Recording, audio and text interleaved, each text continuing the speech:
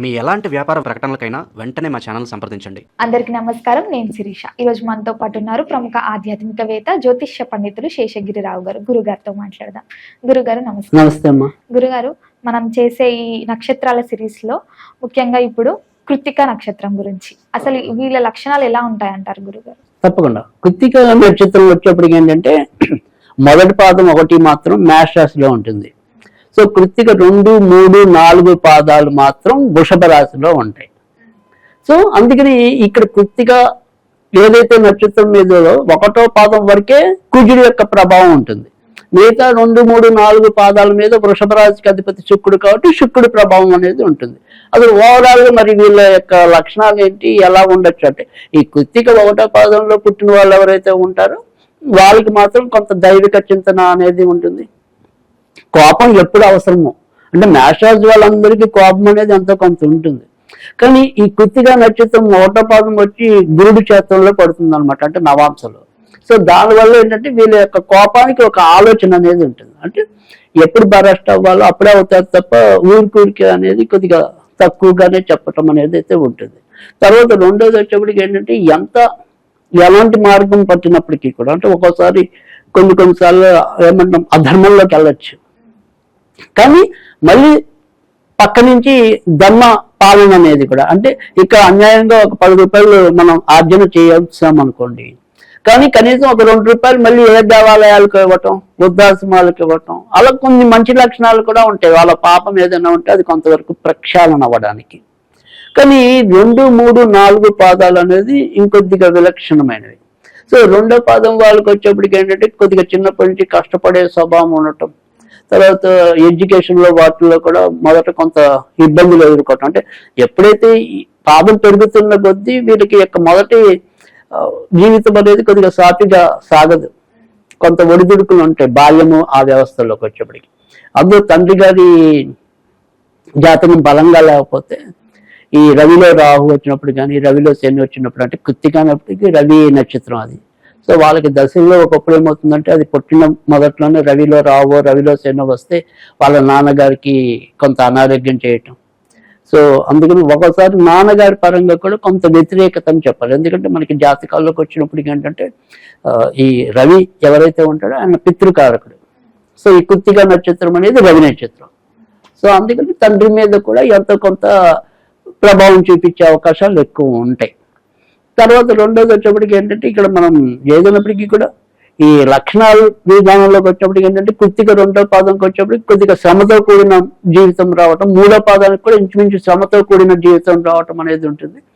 నాలుగోది మాత్రం కొద్దిగా ఈజీగా వెళ్ళటం అనేది అయితే ఉంటుంది. సో కృత్తిక నక్షత్రం అనేది ఎప్పటికైనా కూడా మొదట ఏ పాదమైనప్పటికీ కూడా ఎంతో కొంత మొదటి 30 ఏళ్ళు కూడా కొంత ఒడిదుడుకులు ఉంటాయి. తర్వాత జీవితంలో బాగా సుఖపడటం అనేది అయితే ఉంటుంది. కానీ బాల్యంలో కొంతవరకు ఇబ్బందులు ఎదుర్కొనడానికి అవకాశాలు ఎక్కువ ఉంటాయి.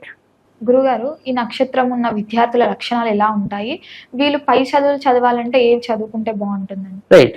కృత్తిక ఏదైతే ఒకటో పాదం ఉంటుందో వీళ్ళు ఏదైనప్పటికీ కూడా ఎడ్యుకేషన్ సంబంధించిన చదువులన్నీ కూడా పనికొస్తాయి. అంటే ఇప్పుడు సపోజ్ డిఈడి చేసే వాళ్ళు కొంతమంది ఉంటారు, అలా బోధనా రంగానికి సంబంధించినవి కానీ, లేదా మన ప్రిన్సిపల్ ఇలా ఏదైనా బోధనా రంగంతో ముడిపడి ఉంటుంది. సో అలా బోధనా రంగానికి సంబంధించిన వాటిలో బాగా రాణించడానికి ఉంటుంది. తర్వాత వీళ్ళకి ఏదైనా తెలియ ఇంట్రెస్ట్ ఉంటే కనుక ఇప్పుడు మనం దేవాలయ వ్యవస్థ కూడా, ఇలాంటి వాటన్నిటికీ కూడా వీళ్ళు బాగా రాణించడానికి అవకాశం ఉంటుంది. తర్వాత ఈ పంటలు, పొలాలు ఇలాంటి వాటికి సంబంధించిన, అంటే అగ్రికల్చర్, సో అలాంటి చదువులు చదవడానికి కూడా ఎక్కువగా రాణింపు కలగడానికి ఉంటుంది.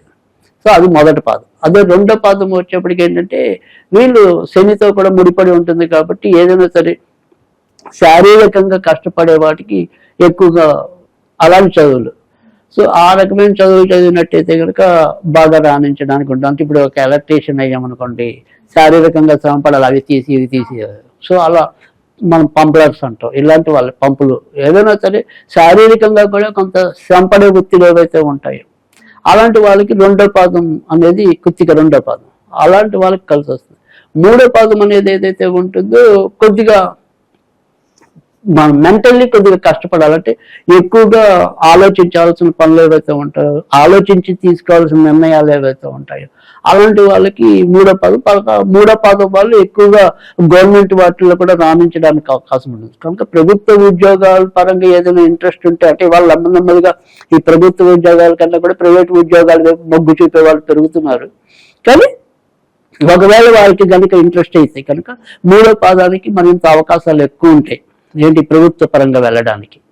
సరే, ఇంకా నాలుగో పాదం మీద వచ్చేప్పటికి ఏమవుతుందంటే కనుక వీళ్ళు కొద్దిగా స్వయం వృత్తుల్లోనే ఎక్కువగా రాణించడానికి కానీ తర్వాత వాళ్ళే స్వయంగా వ్యాపారాలు పెట్టుకునే కానీ తలంపు ఎక్కువ రావడానికి కానీ అవకాశం ఉంటుంది. అంటే స్వయం వృత్తులు అంటే ఇవన్నీ కూడా మనకి పంపులు బాగు చేయటం కానీ ఇప్పుడు మన జ్యోతిష్యం కానీ ఇలాంటివి ఏవైనా సరే, సో ఇవన్నీ కూడా స్వయం వృత్తులు అంటాం. సో అలాంటి స్వయం వృత్తుల్లో రాణించడానికి ఉంటుంది. మళ్ళీ వీళ్ళు కూడా మెడికల్ గా కూడా అంటే చేసేంత కాలం ఆసుపత్రుల్లో చేస్తారు, లేదంటే వాళ్ళే ప్రాక్టీస్ చేసుకుంటారు. సో అలా కూడా మనకు వస్తుంది. మళ్ళీ చార్టెడ్ అకౌంట్స్ గా రాణించడానికి కూడా అవకాశం ఎక్కువ ఉంటుంది నాలుగో పాదానికి. సో కృత్తిక నాలుగో పాదం అయితే కనుక అలాంటి చదువుకున్నట్టయితే కనుక మంచి ఫలితాలు రావడానికి ఉంటుంది. గురుగారు, ఈ నక్షత్రం ఉన్న వాళ్ళు ఉద్యోగం చేస్తుంటారు కదా, వాళ్ళ లక్షణాలు ఎలా ఉంటాయంటారు? వాళ్ళు ఉద్యోగంలో ఏమైనా జాగ్రత్తలు తీసుకోవాలంటే ఏం చెప్తారు? తప్పకుండా. అంటే సాధారణంగా కృత్తిక నక్షత్రం వాళ్ళు ఎక్కడైనా సరే ఏదైనా పని చేసినప్పుడు కొద్దిగా నిజాయితీగా పనిచేసే విధానం ఎక్కువగా ఉంటుంది. తర్వాత కష్టపడగలగటం అనేది కూడా ఎక్కువ శాతం ఉంటుంది. సో ఏదైనా సరే కాస్త ఏమంటాము అటు అవినీతి కానీ లేదా పనుల్లో టలాయింపు అంటాం. సో పైకి కబుర్లు చెప్పేస్తారు కానీ పని దగ్గరికి వచ్చేప్పటికి అంత స్పీడ్గా చేయలేకపోవచ్చు. సో అలాంటిది ఏదైనా ఉంటే కొద్దిగా కృత్తిక రెండో పాదం వారికి కాస్త కూస్త అలాంటి లక్షణాలు ఉండటం అనేది ఉంటుంది. కానీ బట్ ప్రత్యేకంగా ఉద్యోగాల్లో అయితే కనుక వీరు అంత మరీ అధైర్యపడాల్సింది ఉండదు. సాధారణంగా వీళ్ళు మంచిగా చేయటం అనేది ఉంటుంది కనుక సాధారణంగా పై వాళ్ళు వీళ్ళని తీసేసే పరిస్థితి ఉండదు. ఎందుకంటే ఎక్కడైనా సరే నిజాయితీ అనేది ఇవాళ కాకపోతే రేపైనా గుర్తించబడటం అనేది ఉంటుంది. సో వీళ్ళు వర్క్ బాగా చేస్తారు కాబట్టి మరీ వాళ్ళు కంపెనీ భరించలేకపోతే తప్ప వీళ్ళని ఉంచుకోవడానికే చూస్తాయి.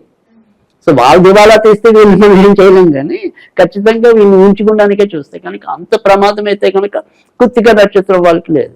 గురుగారు, వీళ్ళ వివాహ జీవితం ఎలా ఉంటుందంటే? వైవాహిక జీవితం వచ్చేప్పటికి ఏంటంటే కొద్దిగా వీళ్ళు ఏదైనప్పటికీ కూడా ఈ కృత్తిక నక్షత్రంలో ఉన్న కొంత గొప్పతనం ఏంటంటే సాధారణంగా వీళ్ళు ఏదైనప్పటికీ కూడా కొత్త సమతుల్యత. అంటే ఏదైనా సరే మనం అంటే అతిగా ఆనందం వచ్చినా కూడా దాన్ని అంతంత మాత్రంగానే స్వీకరించడం, అతిగా దుఃఖం వచ్చినా కూడా అంతంత మాత్రంగానే చెల్లించటం. సో కొద్దిగా మధ్యవర్తిత్వంగా అంటే మధ్యస్థంగా వెళ్ళటం అనేది. సో దానివల్ల ఏంటంటే సంసారం మరీ బాగుండకపోయినా అయ్యో నా సంసారం ముక్కచెక్కలైపోయిందని బాధపడేదే ఉండదు. సో బాగున్నా కూడా ఒకే రకంగా వెళ్ళడానికి చూడటం అనేది కూడా ఎక్కువ ఉంటుంది. సో చాలా రేర్ సందర్భాల్లో మాత్రమే వాళ్ళిద్దరి మధ్య విడిపోవటాలు ఇలాంటివి ఉంటాయి తప్ప ఉన్నంతలో రాజీ పడైనా సరే ముందుకే వెళ్తారు తప్ప సాధ్యమైనంత వరకు కూడా కాపురం కూలదోసుకోవడానికి చూడకపోవచ్చు. సో ఎక్కడ ఏదైనా సరే కాస్త కూస్త ఏదైనా ప్రభావం ఏదైనా ఉంటే అలాంటిది ఏదైనా చేయడం అనేది కనుక ఉంటే అది కృత్తిక మూడో పాదానికి ఎక్కువగా ఉండడానికి అవకాశం ఉంటుంది. సో మిగతా వాళ్ళందరికీ కూడా ఎక్కువ శాతం మంచి ఫలితాలు ఉంటాయి. గురుగారు, ఈ నక్షత్రం వాళ్ళు ఎలాంటి బిజినెస్ స్టార్ట్ చేస్తే వీళ్ళకి లైఫ్ లో డెవలప్మెంట్ అనేది ఉంటుందండి? తప్పకుండా. కృత్తిక ఏదైనప్పటికీ కూడా సాధారణంగా అది రవికి సంబంధించిందని మనం ఇందాక చెప్పుకున్నాం కనుక రవికి సంబంధించినంత వరకు కూడా వైద్యానికి సంబంధించిన వీరికి కూడా ఉపయుక్తంగా ఉండటం అనేది అయితే ఉంటుంది. అయితే ఏదైనా కృత్తిక ఒకటో పాదం ఒకటి నాలుగో పాదం ఒకటి ఈ రెండు పాదాల వారికి కూడా గురుడు అధిపతి అవుతాడు కాబట్టి ఇటు ఏదైనా సరే ప్రైవేట్ గా మనం కోచింగ్ సెంటర్లు కానీ ఇలాంటివి ఏమైనా నెలకొల్పాలన్నా కూడా పనికొస్తాయి. తర్వాత ప్రింటింగ్ సంబంధించినవి ఏమైనా కూడా పనికొస్తాయి. తర్వాత పబ్లిషింగ్ లో అంటే ప్రింటింగ్ లోనే పబ్లిషింగ్ అంటే మనం ఏదైనా సరే పుస్తకాలు కానీ అలాంటివి ఏమైనా స్వయంగా మనమే ప్రింటింగ్ చేసుకోవాలన్నా కూడా అలాంటి వాటికి కూడా ఈ ఒకటో పాదం నాలుగో పాదం ఎక్కువగా ఉపయుక్తంగా ఉండటం అనేది అయితే జరుగుతుంది. తర్వాత ఇంకేదైనా సరే ఇప్పుడు మనం కన్సల్టెన్సీ అంటాం, అంటే వాళ్ళకి ఒక గైడెన్స్ ఇచ్చి మనం వాళ్ళని ఇటు అలా కొన్ని ఇవాళ కొత్త కూడా ఉన్నాయి అలాంటి వాటికి కూడా. సో అలాంటివి ఏమైనా స్టార్ట్ చేయాలన్నా కూడా వీటికి ఎక్కువగా ఉపయుక్తంగా ఉండటం అనేది అయితే ఉంటుంది. ఎటొచ్చి మనకి రెండో పాదం ఒకటి మూడో పాదం ఒకటి రెండు కూడా ఈ శనికి సంబంధించిన దాంట్లో ఉంటాయి కనుక ఈ మైండ్స్కి సంబంధించిన కానీ తర్వాత మరి కష్టం మీద చేసేవి ఏవైతే ఉంటాయో అంటే శానిటరీ ఐటమ్స్ అవ్వచ్చు, తర్వాత ఇనుముకి సంబంధించినవి ఇలాంటి వాటికి అన్నిటికీ కూడా కొద్దిగా మళ్ళీ మనం రంగులు బిజినెస్ ఉంటాయి కదా అంటే కలర్స్ అవన్నీ కూడా శానిటరీస్లోకి వస్తాయి. సో అలాంటివి పనికి రావటం అనేది అయితే ఉంటుంది. సో మళ్ళీ ఫర్నిచర్కి సంబంధించినవి ఏదైనా సరే అమ్మాలంటే కూడా పనికొస్తాయి. సో కొద్దిగా కష్టంతో కూడినవి ఏవైనా సరే వ్యాపారాలు ఏవైతే ఉంటాయో ఆ వ్యాపారాలు 2-3 పాదాల వాళ్ళకి పనికొస్తాయి. సో ఆ వ్యాపారాలు చేస్తే ఆ కోవకి సంబంధించి చేసుకున్నట్టయితే కనుక మంచి జరగడానికి ఉంటుంది. గురుగారు, ఈ కృతిక నక్షత్రం వాళ్ళు ఏ ఏజ్ లో టఫ్ ఫేస్ ని చూస్తారంటే లైక్ వాళ్ళు చదువుకుంటున్నప్పుడా, లేకపోతే ఉద్యోగం చేసేటప్పుడా, వివాహం అయిన తర్వాత, ఎప్పుడు గురుగారు? అది ఇందాక మనం ఇంచుమించుగా చెప్పుకున్నాం. వీళ్ళకి సాధారణంగా విద్య అనే కాదు, బాల్యం నుంచి కూడా ఎంతో కొంత ట్రబుల్స్ ఫేస్ చేయడం అనేది ఉంటుంది. ఎందుకంటే కృత్తికా నక్షత్రం ఏదైతే రవి నక్షత్రం ఉందో అసలు మాక్సిమం దాని పైదే 6 ఏళ్ళు. సో 6 ఏళ్ళు దాటిన తర్వాత నుంచి ఆటోమేటిక్ గా చంద్రమాస దశ అనేది వచ్చేస్తుంది. ఎప్పుడైతే చంద్రమాస దశ వస్తుందో అక్కడి నుంచి ఎడ్యుకేషన్ లో వాటిలో కూడా కొంత ఇబ్బందులు ఎదుర్కొంటాం. కుజ దశలోకి వచ్చేప్పటికి రాహు దశ. సో ఇంచుమించుగా వీళ్ళకి 30-33 ఏళ్ళు వచ్చేదాకా కొద్దిగా టఫ్ పీరియడ్ గానే చెప్పాలి. సో జీవితంలో కొద్దిగా మధ్య వయసు వచ్చినప్పటి నుంచి మాత్రమే వీళ్ళు ఎక్కువగా సుఖపట్టం అనేది ఉంటుంది తప్ప మొదట అంతా కూడా కొద్దిగా అన్ని ఒడిదుడుకులు ఎదుర్కొని, సవాళ్ళు ఎదుర్కొని అలా ముందుకు రావటం అనేది ఉంటుంది. సో బాగా బలమైన స్థిరమైన బుర్ర అంటే బుద్ధి అవి లేకపోతే ఒక్కోసారి ఎడ్యుకేషన్ లో కూడా మనం ఇందాక ఇబ్బందులు అనేది చెప్పుకున్నాం. సో కొంత జీవితంలో మాత్రం కొంత నడి వయసు వరకు కూడా వీళ్ళు ఎంతో కొంత ఇబ్బందులు పడాల్సిన అవకాశం వీళ్ళకి ఎక్కువ ఉంది. గురుగారు, ఈ కృతిక నక్షత్రం వాళ్ళు ఏ దైవారాధన చేస్తే బాగుంటుంది అంటారు? అలాగే ఏ పుణ్యక్షేత్రమైన దర్శించుకుంటే ఇంకా మంచి ఫలితాలు ఉంటాయి? తప్పకుండా. అంటే వీళ్ళు కనుక ఎప్పుడైనా సరే కృత్తిక అనేది ఇంతకు మనం రవి నక్షత్రం అనుకున్నాం.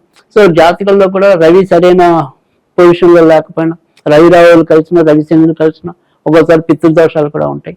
కనుక రవి వీళ్ళకి ఆధిపత్యం కాబట్టి రవి అధిపతి కనుక ఏదైనప్పటికీ కూడా మనకి ఏదైతే తెలుగు రాష్ట్రం ముఖ్యంగా ఆంధ్రప్రదేశ్లో అరసవెల్లి అనేది సూర్యుడి యొక్క దేవాలయం అందరికీ తెలుసు. తర్వాత మళ్ళీ కోనార్కులో సూర్య దేవాలయం అనేది ఉంటుంది. సో ఈ సూర్య దేవాలయాన్ని ఎప్పుడైనా సరే జీవితంలో ఒకసారైనా సందర్శించుకోవటం అనేది మంచిది. తర్వాత మరి ఈ సూర్యుడికి అంటే ఆయా మనం ఏమంటాం ఇక్షాకు వంశం అనేది ఏదైతే ఉంటుందో దానికి మరి రాముడు కాబట్టి రాముడు వారిని ఎక్కువగా పూజించడం వల్ల కూడా వీరికి సంబంధించిన కష్టాలు చాలా వరకు తొలగడానికి అవకాశాలు ఉంటాయి. సో బుధవారాల పూట ఏదైనా సరే గుర్తుంటే కనుక అప్పుడప్పుడు మన సీతారాముల పూట సాధారణంగా అందరిలో ఉంటుంది. ఆ ఫోటో దగ్గర కొద్దిగా పానకం నివేదన చేసినా కూడా మంచి ఫలితాలు రావడానికి అయితే ఉంటుంది. సో ఆ రకంగా సూర్యుడు సంబంధించిన ఏదైనా సరే ఆరాధన లేదా రాముడికి సంబంధించిన ఆరాధన ఈ 2 చేసుకోవటం వల్ల కూడా చాలా ఉత్తమ ఫలితాలు పొందడానికి వీళ్ళకి అవకాశాలు ఎక్కువగా ఉంటాయి. సరే ఇంకేదైనా సరే చిన్న చదువుకోగలిగితే శ్రీరామ రక్షాశాస్త్రం అనేది ఉంటుంది. అది చాలా అద్భుతంగా పనిచేస్తుంది. తర్వాత ఆదిత్య హృదయం అందరికీ తెలిసిందే. ఈ 2 కూడా చదువుకోవటం వల్ల ఆరోగ్యం కూడా అంటే సాధారణంగా ఏదైతే ఈ రవి నక్షత్రం అనేది ఉంటుందో సాధారణంగా వీళ్ళకి కళ్ళకి సంబంధించిన ఇబ్బందులు రావడానికి అవకాశాలు ఎక్కువ ఉంటాయి. తర్వాత హార్ట్కి సంబంధించిన కూడా కొంతవరకు రావడానికి ఉంటాయి, గుండెకి సంబంధించి. సో అందుకని ఆదిత్య హృదయం చదవటం వల్ల కూడా మంచి ఫలితాలు రావడానికి అవకాశాలు ఎక్కువ ఉంటాయి. సో ఈ రకమైన జాగ్రత్తలు తీసుకోవటం అనేది ఒకటి. తర్వాత ఇంకేదైనా సరే తేలికైన అందరికీ తెలిసిందే ఓం శ్రీరామ ఓం శ్రీరామ ఓం శ్రీరామ అనే రామ మంత్రం ఏదైతే ఉంటుందో అది సాధ్యమైనంత వరకు కూడా చదువుకున్నా కూడా చాలా మంచి ఫలితాలు ఉంటాయి.